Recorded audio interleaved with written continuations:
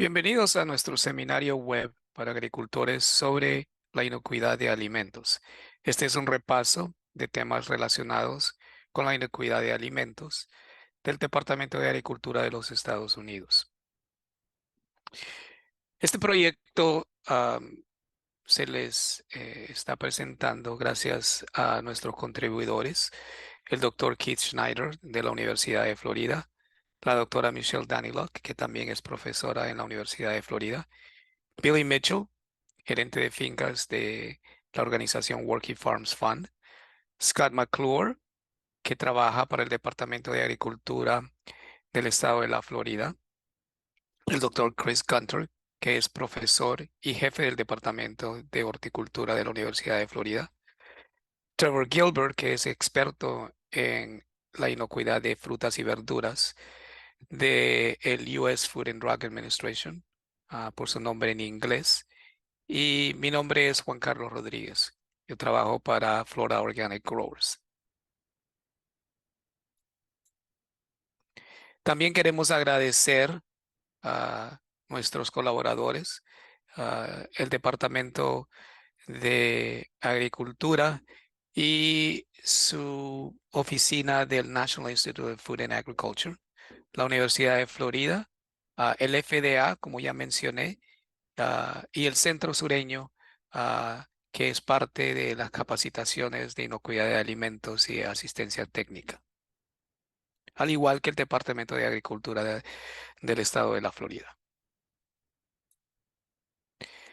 También queremos agradecer y hacer algunas aclaraciones.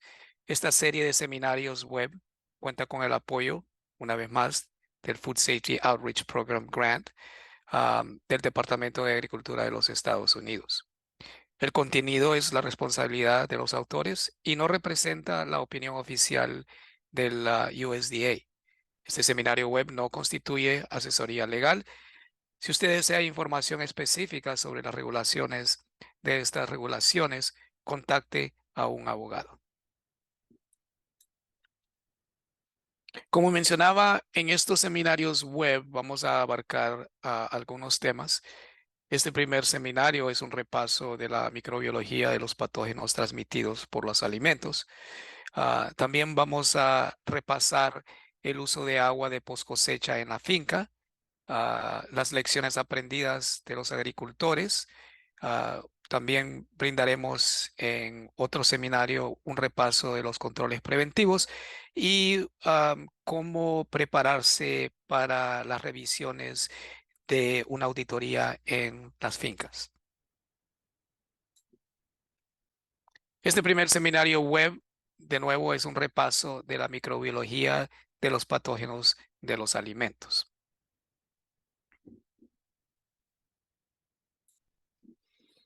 Y podemos comenzar hablando lo que en inglés se conoce como el Produce Safety Rule. La norma de inocuidad de frutas y verduras, en inglés, the Produce Safety Rule, establece por primera vez las normas mínimas con base científica para el cultivo, la cosecha, el empaque y la conservación segura de frutas y verduras para consumo humano. La norma forma parte de los esfuerzos en curso de la Administración de Alimentos y Medicamentos para aplicar la Ley de Modernización de Inocuidad de Alimentos, que en inglés se conoce como FISMA, sus siglas FSMA. La norma final entró en vigor el 26 de enero del 2016. Pues bien, creo que todos ustedes quizás en algún momento u otro han escuchado el término patógenos, pero ¿qué son exactamente los patógenos?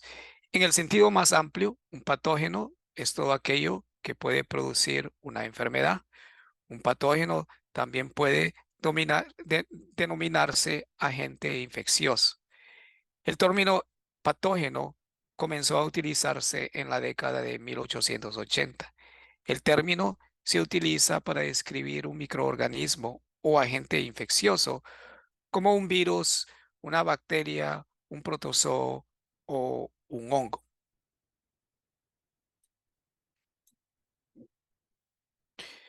¿Son peligrosos todos los patógenos? Se preguntarán. Am, y basándonos en una amplia definición, sí, todos los patógenos son malos.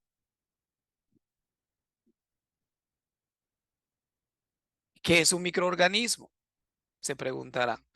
La definición simplificada es que un microorganismo, es decir, un microbio, es un organismo microscópico que puede existir como una sola célula o en una colonia de células, perdón. Entre ellos están los virus, las bacterias, los protozoos y los hongos. No todos los microorganismos son patógenos. Ah, Existen muchos microbios que son beneficiosos o benéficos. En cuanto a lo que estamos conversando y lo que se refiere a la inocuidad de alimentos, los microorganismos en las frutas y verduras pueden incluir ah, microorganismos como las bacterias, los virus y los protozoos parásitos. Ejemplos de bacterias, y probablemente muchos de ustedes han escuchado de ellos, son cosas como la Escherichia coli, la Salmonella y Listeria. Los virus, aquellos virus como el norovirus, el rotavirus y la hepatitis A, son ejemplos de esos tipos de microorganismos o patógenos. Los protozoos parásitos incluyen algunos organismos, microorganismos como la ciclospora, por ejemplo.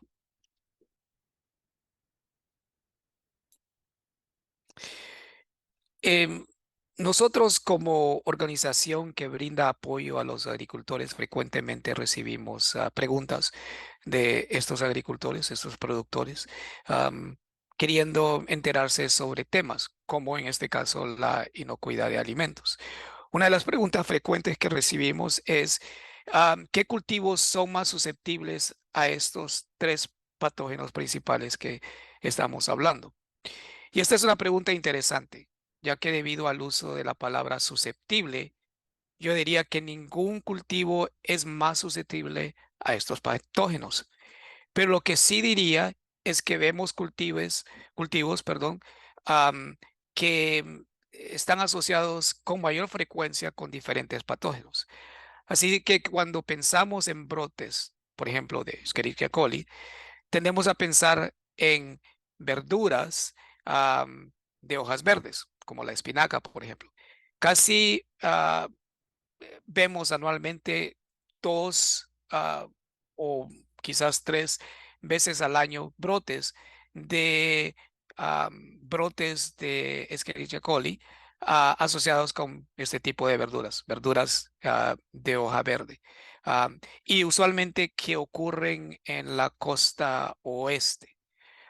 Cuando pensamos en la salmonela, pensamos en una variedad más amplia de tipos de cultivos y por lo tanto, si estamos pensando en brotes recientes de salmonela en los productos frescos, podemos pensar o hablar un poquito de brotes en cebolla, por ejemplo, y en brotes en melocotón, por ejemplo, en el 2020. También han habido brotes recientes en pepino. Y si vamos un poquito más atrás, hemos tenido brotes de salmonela en tomates a principio de la década.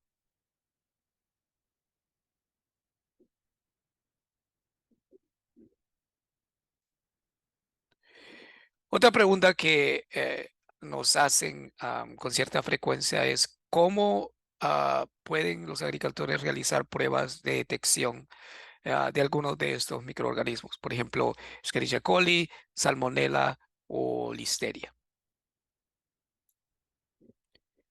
Y en cuanto a pruebas se refiere, normalmente no se hacen pruebas para detectar patógenos.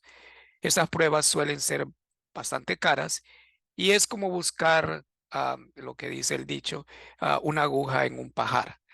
La mayoría de las veces se harán pruebas para detectar organismos indicadores. Estos pueden reflejar el estado general de limpieza o la presencia de contaminación fecal.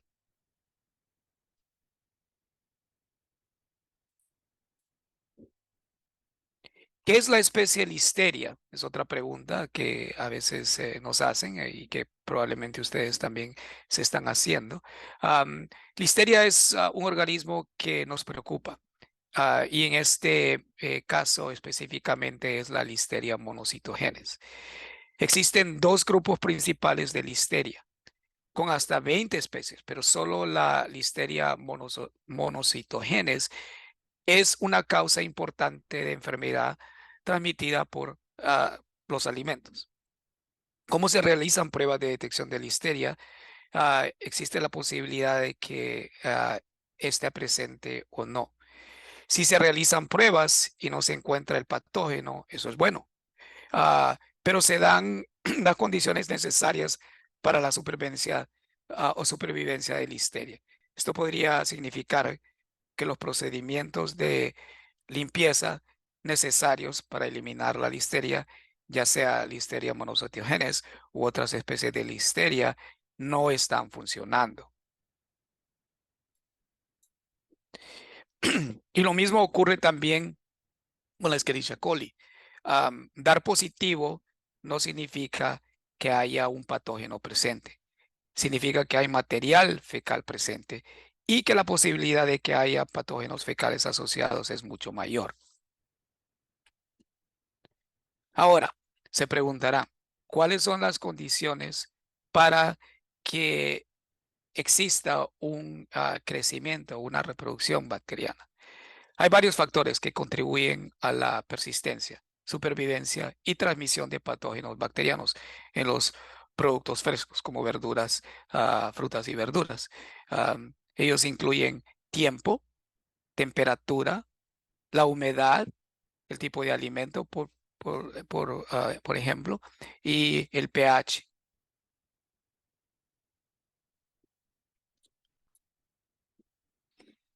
Y ese crecimiento de los microorganismos, primero, necesita alimento para poder crecer y realizar sus funciones metabólicas. El crecimiento de las bacterias se asocia a un aumento del número de células y la tasa de crecimiento bacteriano depende del nivel de contaminación y otros factores intrínsecos, pero también extrínsecos, a lo largo de la manipulación, la transformación, la distribución y el consumo de un determinado alimento, o sea, a través de la cadena de producción de esos alimentos. La alimentación, el pH, el tiempo, la temperatura, las necesidades de oxígeno, como estábamos hablando en el gráfico anterior, y la humedad son factores determinantes. La prevención es clave. Una vez que el producto se ha contaminado, es difícil o imposible reducir la contaminación sin un paso de procesamiento. Muy bien, este ha sido un repaso de los patógenos. Si ustedes desean saber más acerca de este tema en particular, ustedes pueden visitar la página del FDA, el FDA en inglés, para encontrar más información sobre este tema. También pueden visitar la página de la Universidad de Florida para encontrar más información sobre capacitaciones, educación, am, temas de extensión y asistencia técnica. La página de la Universidad de Florida y del Centro Sureño, el Southern Center, es www.sc.ifas.ufl.edu. También los incitamos a que visiten nuestra página de web para más información sobre podcasts y seminarios web en español sobre la inocuidad de alimentos para agricultores. Nuestra página web es www.foginfo.org y puede enviar sus preguntas también a nuestro correo electrónico info@foginfo.org. Les agradecemos haber sintonizado y escuchado a este seminario de web. Estén atentos a otros seminarios web donde estaremos tratando otros temas relacionados con la inocuidad de alimentos. Muchas gracias.